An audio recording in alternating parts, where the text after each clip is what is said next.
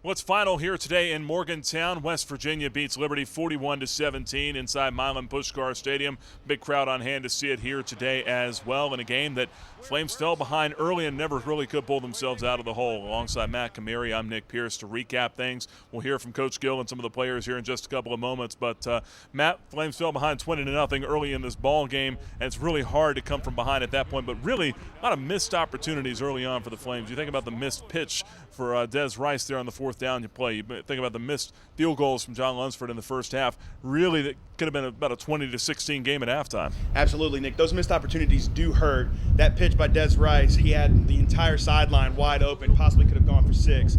These guys fought hard, though, being down by 3 touchdowns, and it was just great to see the defense sort of rebound and sort of continue to gain ground and find every way they can. That was the thing. Defensively, it didn't look like the Flames were overmatched out there at all. Not at all. I thought Coach Wimberly did a great job, especially using Corbin Jackson. I thought he played a great game. Nick Newman had 10 total tackles today. I thought the defensive line played really well up front as well. Chima, once again, was a star up front. We'll start with the defensive side of things. Jimmy O'Grady, Flames linebacker, team captain, had a number of tackles today as well, and he said the entire game plan was to keep the Mountaineers in front of them.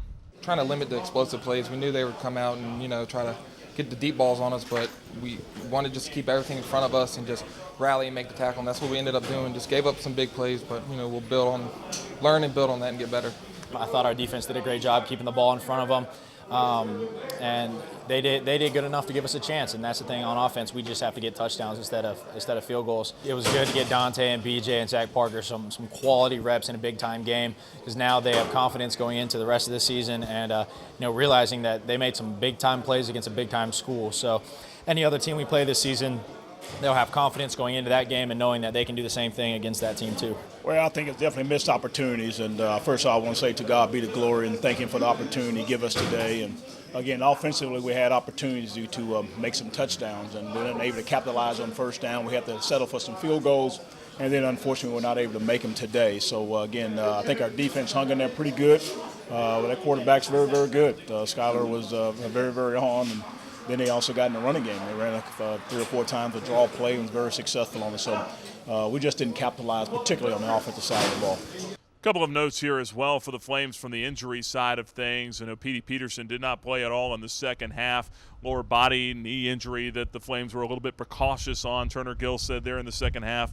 Doesn't feel like it's anything serious. Same can be said for DJ Abner. He was nursing his left foot in the second half as well. Didn't really play a whole lot there also. So probably the smart thing to hold those 2 guys out, because you got a top 25 team coming in next week in Montana. But overall, from the offensive side of things, Matt, even when those 2 guys went out, it was good to see a guy like a BJ Farrow and a Zach Parker get involved in the receiving game. Absolutely. I tell you what, those guys stepped up big time, and it's great to see these guys.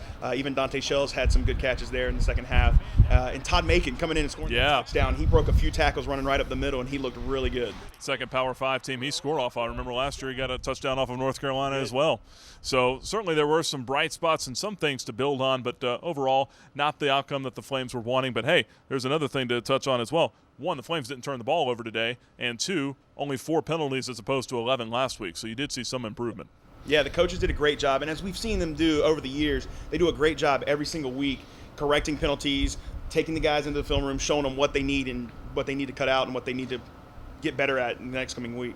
Well, looking ahead to Montana, a top 25 team coming in. The Grizzlies were open this week, and they'll have a little extra time to get ready for the Flames. But overall, a couple of 1-1 teams coming in here. Montana with a win over North Dakota State and a loss to Cal Poly. Flames with a win over Delaware State and now a loss to West Virginia. What are you expecting next week at Williams Stadium? Oh, man, I expect a hard-fought battle right there. It's going to be a great game. We were talking about it in the post-game show at the radio, in the radio booth. We just hope the crowd is into it. These guys come out and play hard in the entire game. All right, for Matt Kamary, my name is Nick Pierce in Morgantown. Your final score once again today, West Virginia 41, Liberty 17. For the Liberty Flames Sports Network, I'm Nick Pierce.